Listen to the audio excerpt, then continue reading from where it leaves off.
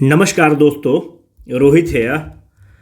दोस्तों, हम लोग का जो मेंस आंसर राइटिंग का प्रैक्टिस चल रहा है उसी के संबंध में आज हम लोग एक मॉडल उत्तर लिखने की कोशिश करेंगे। आज का टॉपिक बहुत महत्वपूर्ण है, तो जो बेसिक होता है आंसर राइटिंग का वो हम आपके समक्ष प्रस्तुत करते हैं। मुख्य रूप से ये होता है कि कोई भी अगर आप उत्तर लिखते हैं तो उसको 3 चरण में आपको उत्तर लिखना होता है। जो पहला पार्ट है वो इंट्रो होना चाहिए, दूसरा जो पार्ट है वो है आपका बॉडी, और जो तीसरा पार्ट है वो है उसका कंक्लूजन। हम हमेशा से ये कहते हैं और मेरा हमेशा निजी तौर पर यह मानना है कि बॉडी मैक्सिमम लोगों का अगर आप देखेंगे तो 80% लोगों का बॉडी अच्छा होता है। आप 2 चीज पर हमेशा फोकस करेंगे, एक फोकस इंट्रो पर रखिएगा और एक फोकस हमेशा कंक्लूजन पे रखिएगा। Conclusion, you don't need to conclude your answer in a very haste manner, not at all. क्योंकि कंक्लूजन देखने के बाद भाई साहब जो आपके रिव्यूअर हैं, जो एक्सपर्ट हैं, उनको नंबर बैठाना होता है। तो अंत भला तो सब भला वाला कंसेप्ट है, इसलिए कंक्लूजन को हेस्ट में कभी मत करिएगा, इत्मीनान से करिएगा, पॉजिटिव नोट पर करिएगा। आज हम लोग करके दिखाएंगे। जो इंट्रो होता है, हमेशा इंट्रो ऐसा आप मान के चलिए कि जो आपका कॉपी चेक करने वाला बैठा है, आपने सोचा है कि हमने तो जो भाई यूरेका मूवमेंट कर दिया है, हम तो बस ऐसा लिख के आए हैं कि वैसा शेक्सपियर नहीं लिखेगा, वैसा कालिदास नहीं लिख सकते हैं, पर आप मुगालते में हैं। जो आपका कॉपी चेक करने वाला व्यक्ति है, आपके तरह का इस उत्तर को वो आज दिन में 40 कॉपी चेक कर चुका है। आप ये मान के चलिए कि वो आपका उत्तर पढ़ने के मूड में है ही नहीं, शाम हो चुका है, वो आपके उत्तर को उठाकर फेंकना चाहता है, उसको जो रुपया मिलता है अपना घर लेकर जाना चाहता है, जो भी यूपीएससी का एक्सपर्ट है। तो अगर आप ये मान के चलेंगे कि आपका वो उत्तर नहीं पढ़ेगा, तो पहला वो इंट्रोडक्शन पढ़ने की कोशिश करेगा। अगर उसको इंट्रोडक्शन ठीक लगा तो वो आगे पढ़ने की कोशिश करेगा, नहीं तो वो एवरेज मार्किंग बैठा कर निकल चलेगा। आपका काम यह है कि इंट्रोडक्शन ऐसा उसको दे देना है कि उसको लगे कि क्या बात है, क्या लड़का ने क्रांतिकारी स्टेप ले लिया है, क्या क्रांतिकारी उत्तर लिखा है। जैसे आपने उसको इंट्रोडक्शन पढ़ा लिया तो वो बॉडी पढ़ेगा, और बॉडी पढ़ेगा तो उसके बाद आपका कंक्लूजन पढ़ के नंबर देगा। आपका काम यह है कि इस तरह से रोचक रखिए, इस तरह से टू द पॉइंट रखिए कि काम आपका आसान हो जाए। जो आपका कॉपी चेक कर रहा है उसको तनिक भी लोड नहीं पड़े, साफ लेजिबल हैंडराइटिंग में लिखने की कोशिश करिए। जब भी आप उत्तर लिखेंगे, ये क्वेश्चन क्या कह रहा है, इंडेंटर्ड लेबर सिस्टम की बात करता है। वो इंडेंटर्ड लेबर सिस्टम क्या है उसको हम लोग अभी डिस्कस करेंगे। पर हम लोग को आंसर लिखना कैसे चाहिए, पहले अगर आप देखेंगे तो हमने लिखा है कि give a brief introduction to the 19th century world. हम यहीं से स्टार्ट कर सकते हैं। हम लोग इमाइग्रेशन की सिचुएशन को with a reference to the Bihar explain करेंगे और बहुत ही पॉजिटिव नोट पर उसको खत्म करेंगे। मॉरिशस और फिजी का जिक्र करके खत्म करेंगे। कैसे करेंगे अभी आपको बाद में पता चल जाएगा, पर मेरा आपसे यह कहना है कि कैसे स्टार्ट लें। अगर आप ध्यान से देखेंगे तो पहले हम लोग फॉर्डर कलेक्ट करते हैं, बाद में उसको हम लोग शब्द में पीरो देंगे। तो फॉर्डर कलेक्ट करना स्टार्ट करते हैं। अगर आप 19th सेंचुरी वर्ल्ड को देख रहे हैं तो 19th सेंचुरी के वर्ल्ड में, अच्छा अभी हम लोग बोलते हैं कि हम लोग 21st सेंचुरी में हैं। जब हम बोलते हैं कि 21st सेंचुरी में है, इसका मतलब कि हम बोलते हैं कि 2021 में है। अगर हम बोलते हैं कि 19th सेंचुरी है, इसका मतलब कि 1801 से लेके 1900 तक 19th सेंचुरी है। 1857 19th सेंचुरी में होता है। अगर हम बोलते हैं कि 20th सेंचुरी है, इसका मतलब हो गया कि 1901 से लेके 1999 या 2000 तक जो है ये आपका 20th सेंचुरी है। 21st सेंचुरी का मतलब हो गया कि आप समझ रहे हैं ना कि एक पीछे चलता है। इस तरह से अगर हम 17th सेंचुरी बोल रहे हैं तो इसका मतलब हो गया कि 1600 something, 1600 plus is the 17th century, 1700 plus is not the 17th century, है ना। तो इस चीज को थोड़ा सा ध्यान रखेंगे, बेसिक है। If you look into the nitty-gritty, what you will find कि 19th सेंचुरी का वर्ल्ड कैसा है। 19th सेंचुरी के वर्ल्ड में 2 चीजें मुख्य रूप से हैं। एक, अगर आप देखेंगे तो वर्ल्ड ट्रेड बहुत भयंकर रूप से फ्लोरिश कर रहा है। वर्ल्ड ट्रेड कैसे फ्लोरिश कर रहा है हमको सब्सटेंशिएट करना पड़ेगा, और हम सब्सटेंशिएट करते हैं कि जो वर्ल्ड ट्रेड है 19th सेंचुरी में वो 25 से 40 गुना बढ़ जाता है वर्ल्ड ट्रेड। अगर वर्ल्ड ट्रेड बढ़ गया है 25 से 40 गुना, इसका मतलब क्या होगा, जब वर्ल्ड ट्रेड बढ़ेगा तो वर्कर की हमें जरूरत पड़ेगी, और जब वर्कर का जरूरत पड़ेगा तो कहां से वर्कर आएगा, तो यहां पर आप देखते हैं कि बहुत ही एक डेडली कॉम्बिनेशन बनता है। 19th सेंचुरी का एक और बहुत ही स्ट्राइकिंग फीचर है, उस स्ट्राइकिंग फीचर का नाम है कि कोलोनाइजेशन स्टार्ट होता है। और जो पावरफुल देश है जिस तरह के ब्रिटिश हैं वो कॉलोनी बनाना स्टार्ट करते हैं। वर्ल्ड ट्रेड हुआ। वर्ल्ड ट्रेड क्या मांग रहा है? आपके पास वर्कर मांग रहा है। अगर आप मानते हैं कि अगर आप विस्तार होता है, मैन्युफैक्चरिंग का विस्तार होता है, तो वह लेबर मांगेगा। लेबर मांगेगा, उसके लिए आपको लेबर की जरूरत पड़ेगी। तब तक उस समय कोलोनाइजेशन पीक पर हो जाता है 19th सेंचुरी में। ये जो देश हैं, भारत जैसे गुलाम देश, अफ्रीका जैसे गुलाम देश, मॉरिशस, फिजी, ऐसे ऐसे गुलाम देश उन्होंने बना लिया। और ये जो वर्ल्ड ट्रेड में जो लेबर की रिक्वायरमेंट थी, अपने कॉलोनी से पूरा करना स्टार्ट करते हैं। ये 19th सेंचुरी का वर्ल्ड है। अगर हम इस चीज को समझ लिए तो अब हम चीज को समझना स्टार्ट करते हैं, चीज का इंट्रोडक्शन स्टार्ट करना, लिखना स्टार्ट करते हैं। तो हम अपना इंट्रोडक्शन में ये लिख सकते हैं कि the 19th century world is marked by the expansion of the trade. बगल में ब्रैकेट में करके लिख सकते हैं 25 to 40 times more. This expansion of the trade needed the large pool of labours to supplement it. The large pool of laborers were supplemented by another major event which happened in the 19th century, and that was the colonization. So this large pool of the workers were provided on a very cheap rate, from the colony of the British Empire or from the colonies of the colonizers. हमने एक basic लिखा और basic से हमने start कर दिया। हम 19th century का जो वर्ल्ड ऑर्डर है उसको लिखे और यहां से स्टार्ट कर दिए। ये मेरा इंट्रोडक्शन हो गया। आप इंट्रोडक्शन और भी कुछ से कर सकते हैं, ये आपका निटिग्रिटी है, पर हमने 19th सेंचुरी के वर्ल्ड ऑर्डर के लिए एक रूपरेखा तय की और हम मेंस पे अब हम बॉडी वाले पार्ट पर इंटर करेंगे। अब बॉडी वाले पॉइंट पर आप पॉइंट को कलेक्ट करना स्टार्ट करो कि कैसे आप पॉइंट को कलेक्ट करोगे। क्वेश्चन क्या है? What were the reasons behind the oversea immigration in the 19th century of the British India. क्या कारण हुआ कि इमाइग्रेशन हुआ? इमिग्रेशन मतलब अगर हम लोग बिहार के लोग हैं, हम लोग अगर दिल्ली आ रहे हैं कमाने, तो हमारा इमिग्रेशन हुआ है, पर विद इन द कंट्री हुआ है। इमिग्रेशन अगर आउटसाइड द कंट्री है, अगर हम दूसरे देश कमाने धमाने जाते हैं तो उसको इमिग्रेशन आउटसाइड द कंट्री कहते हैं। सऊदीया कमाने जा रहे हो, कहीं और जा रहे हो, तो इमिग्रेशन आउटसाइड द कंट्री है। सॉरी। फिर उस चीज को हमको बिहार के संदर्भ में करना होगा। तो हमारा स्ट्रक्चर इस तरह से हम लोग करेंगे कि हम लोग ये दिखाने की कोशिश करेंगे कि सबसे पहले हमको ये बता दो कि बिहार, तो हम लोग ये दिखा देंगे कि इंडिया लेवल पे इमिग्रेशन क्यों हो रहा है। जैसे हम दिखा देंगे कि इंडिया लेवल पे इमिग्रेशन क्यों हो रहा है, उस पॉइंट को हम कनेक्ट करना चाहेंगे कि क्या वो पॉइंट अपने बिहार में था क्या। अगर अपने वही पॉइंट्स बिहार में है तो चीज़ों को कोरिलेट कर देंगे, अभी आपको दिखेगा। एक 19th सेंचुरी वर्ल्ड में दो फीचर रहा, एक तो वर्ल्ड ट्रेड बहुत ज़्यादा रहा और दूसरा कि कोलोनाइजेशन का प्रकोप बहुत हाई रहा। कॉलोनी का चलन हुआ और भारत एक कॉलोनी बनता है जो कि चीप लेबर को सप्लाई करना स्टार्ट करता है। अब देखो कि क्या कारण रहा इमिग्रेशन फ्रॉम द इंडिया का।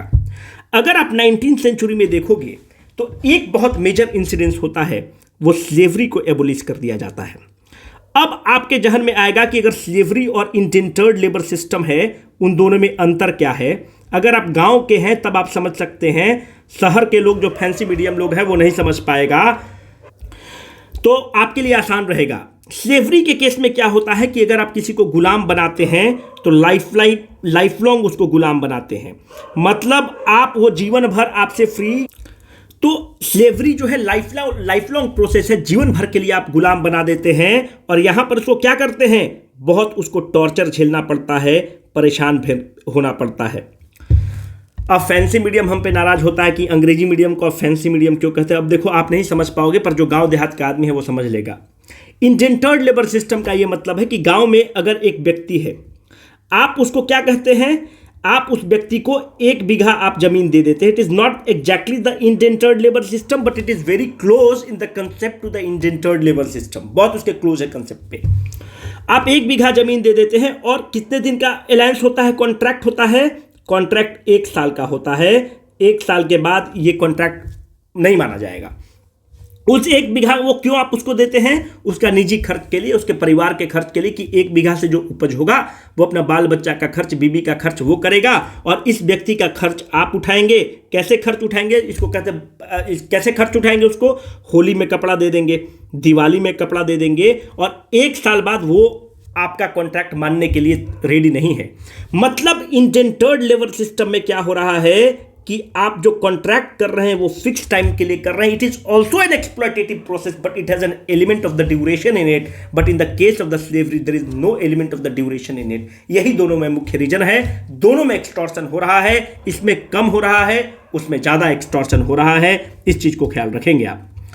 अब देखिए, जब स्लेवरी को आप खत्म कर देते हैं, जैसे आपने स्लेवरी को खत्म किया तो अफ्रीका में जितने स्लेव थे आपने उसको मुक्त कर दिया, तो आपका जो फिजी में, मॉरिशस में, यहां पर जो आप जो प्लांटेशंस कर रहे थे उसके लिए आपको लेबर की जरूरत पड़ेगी। जब आपको लेबर की जरूरत पड़ेगी तो आप क्या कर रहे हैं, बिहार से उत्तर प्रदेश, तो बिहार से उत्तर प्रदेश से अगर आप देखते हैं, यहां से इंडेंटर्ड लेबर सिस्टम को लेके आते हैं, बोलते हैं कि तुम 1 साल के लिए चलो, 1 साल तक हम तुम्हारा पूरा खर्च उठाएंगे, अच्छे से तुमको रखेंगे, तुम वहां पर खेती कर लेना। तो एक कारण ये है कि स्लेवरी खत्म होता है। तो ये क्या डिमांड है, ये पुल डिमांड है। पुल डिमांड मतलब क्या है, जो प्लांटेशन वर्कर्स हैं, जो प्लांटेशन के जो लोग हैं, जो मालिक हैं, उनका डिमांड है। और इसलिए तो चूंकि पुल डिमांड है, तो इस पुल डिमांड को कौन पूरा कर रहा है, ये कॉलोनी पूरा करना स्टार्ट करता है और इमिग्रेशन फ्रॉम इंडिया होता है। एक कारण ये हो गया। अगर आप और देखेंगे कि जो कॉलोनी है वो क्या है, हम और आप जब उसके कॉलोनी बनते हैं तो हम और आप उसके गुलाम हैं। तो जो यहाँ पर वो पॉलिसी लगाएगा, जो लैंड का रेंट लगाएगा, वो लैंड का रेंट बढ़ाएगा कि घटाएगा, लैंड का रेंट वो हाई कर देगा।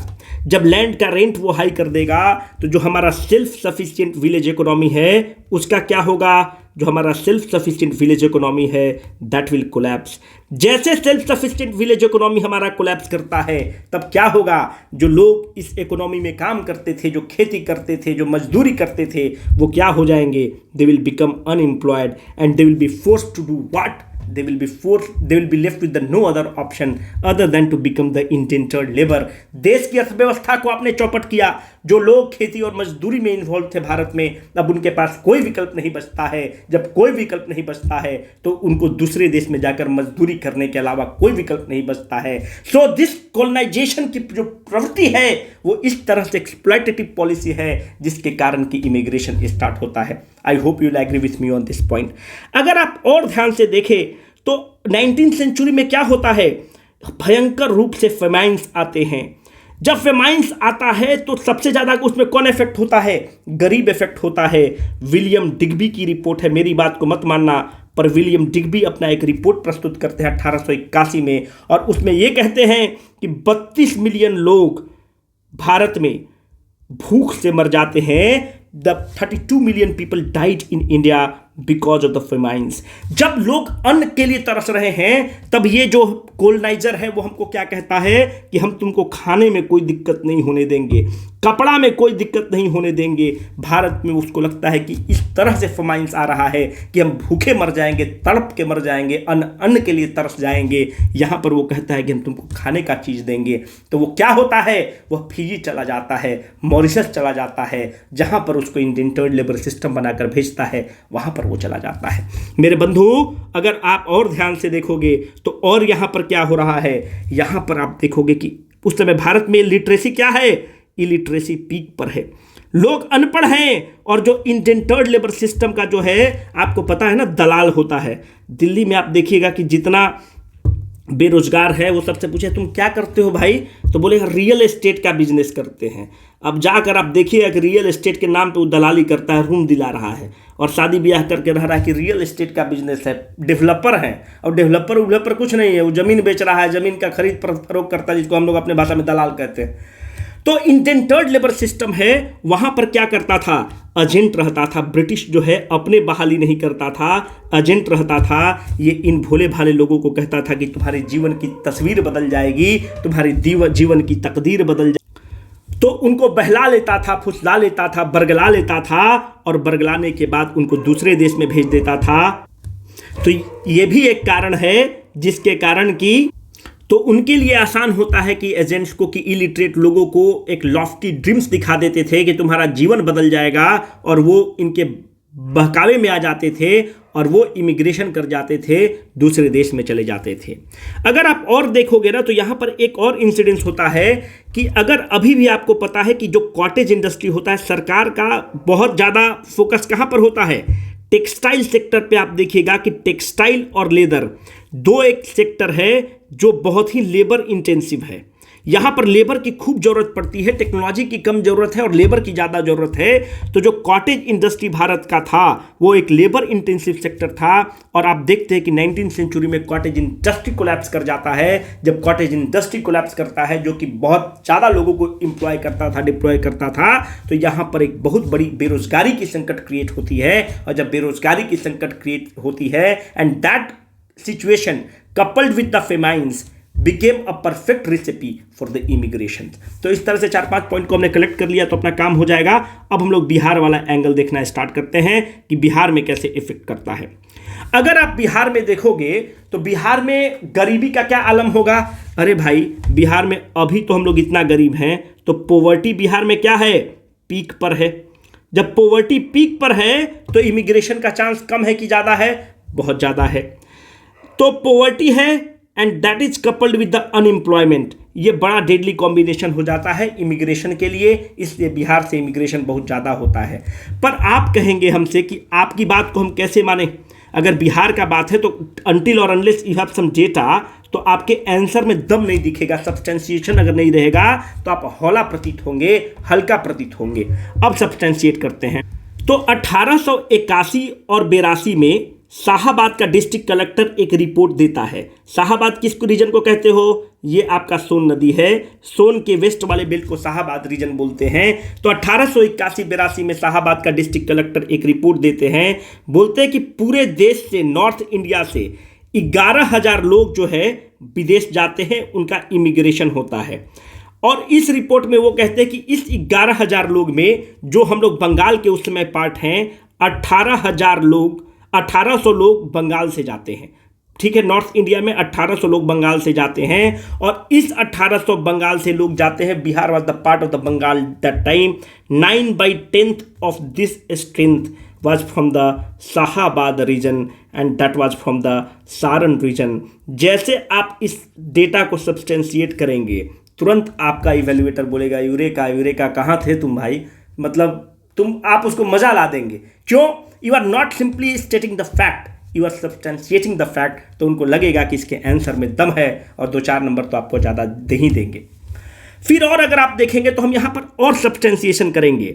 जब हम बोले कि देश में फेमाइन्स आया तो बिहार में भी फेमाइन्स आया होगा, तो हम अगर उसको एग्जैक्ट डेटा दे देंगे कि 1860 और 1861 में बिहार में भीषण फेमाइन्स आता है, बहुत भुखमरी की आलम क्रिएट होती है। और जब फेमाइन्स आता है बिहार में तो बिहार के लोगों के पास संकट हो जाती है, जीवन रक्षा की संकट होती है। और उस जीवन रक्षा की संकट में एक व्यक्ति कहता है कि तुम विदेश चलो, मजदूरी करना, हम तुमको खाने रहने का इंतजाम करेंगे। द नेचुरल चॉइस बिकेम, उनके पास नेचुरल चॉइस ये बन जाता है कि वो इमिग्रेशन को कर जाए, वो दूसरे देश चले जाए। The moment you are substantiating your answer with this fact and the figures, it becomes a very silver lining, आपके दूसरे आंसर से आपको अलग कर देगा।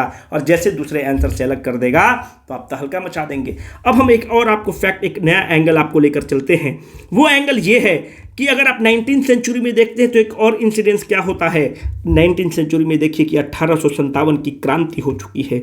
1857 की क्रांति was a watershed moment in the history of the India, but the fact of the matter is this 1857 की क्रांति जो है इट गॉट क्रस्ट, इसको दबा दिया जाता है। हम लोग इसमें हारते नहीं हैं। हमें अपनों ने लूटा, गैरों में कहाँ दम था, हमारी कश्ती भी डूबी वहाँ जहाँ पानी बहुत कम था। 1857 की क्रांति में हमारे अपने लोगों ने सहयोग नहीं दिया, नहीं तो 1857 की क्रांति एक इतनी मजबूत क्रांति थी। It was like a national rebellion, जिससे हम अंग्रेजों को कबाड़ सकते थे, भगा सकते थे। बहरहाल 57 की क्रांति में बहुत सारे सिपाही लोग थे। अब इन सिपाही को अंग्रेज क्या कह रहा है, इनको कह रहा है कि तुमको हम काला पानी का सजा देंगे।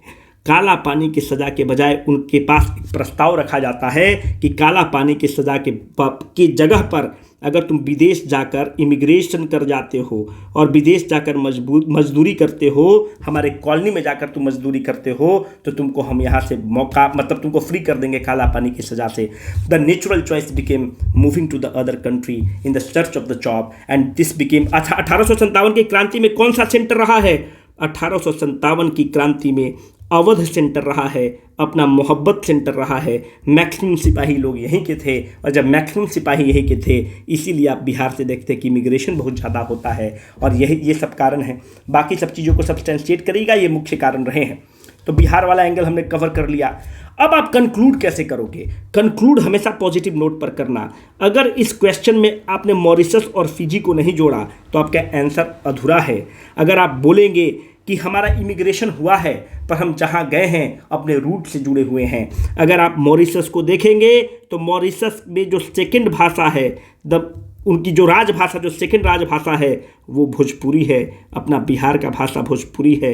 तो इमिग्रेशन हुआ है पर हमारे अपने कल्चर्स को इंटैक्ट रखा है। अगर आप फिजी को जाएंगे तो फिजी की जो वहाँ पे जो फिजी की हिंदी जो है वो वहाँ के जो उसको फिजी हिंदी बोलते हैं, खड़ी बोली थोड़ा सा अवधि उसमें मिक्स्ड होता है, is the official language of the Fiji. इस तरह से इनका रेफरेंस लेके आप कंक्लूड कर सकते हैं। इस तरह से आप उत्तर को लिख सकते हैं, सुंदर बना सकते हैं। इस तरह से डेटा को कलेक्ट करिए, इस तरह से उत्तर को अगर आप लिखेंगे तो अच्छा रहेगा। टेलीग्राम ग्रुप में इसका हम मॉडल आंसर डाल देंगे जो हम लोग इवैल्यूएटर को देते हैं आपका कॉपी चेक करने के लिए, ताकि आपको भी एक फेयर आइडिया लग सके।